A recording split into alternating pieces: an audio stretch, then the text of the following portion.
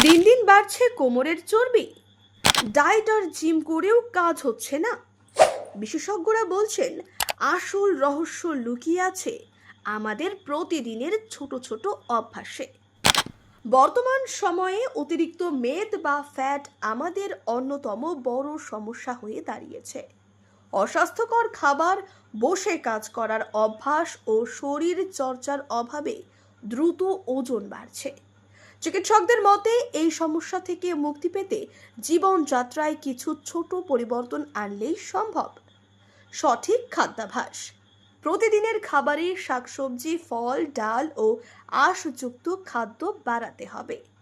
ভাজা ও তেল ঘি সমৃদ্ধ খাবার কমিয়ে হালকা রান্না বা সেদ্ধ খাবার খাওয়া উচিত। জাঙ্ক ফুড, মিষ্টি ও সফট ড্রিঙ্কস যতটা সম্ভব এড়িয়ে চলা দরকার। পর্যাপ্ত পরিমাণ জল পান করলে মেদ ঝরাতে সাহায্য করে।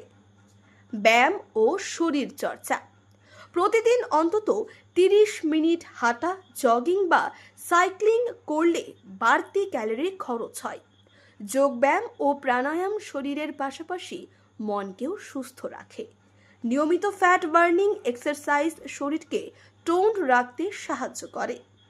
জীবনযাত্রার নিয়ম, পর্যাপ্ত ঘুম অত্যন্ত জরুরি। মানসিক চাপ নিয়ন্ত্রণ না করলে হরমোনের অসামঞ্জস্য তৈরি হয়, ফলে ওজন বেড়ে যায়।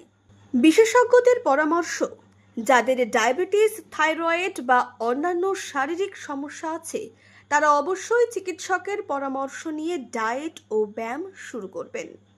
ওজন কমানো কোনো জাদু নয়, এটি একটি অভ্যাস। প্রশ্ন হলো, আজ থেকে কি আপনি সেই অভ্যাস গড়ে তুলতে প্রস্তুত?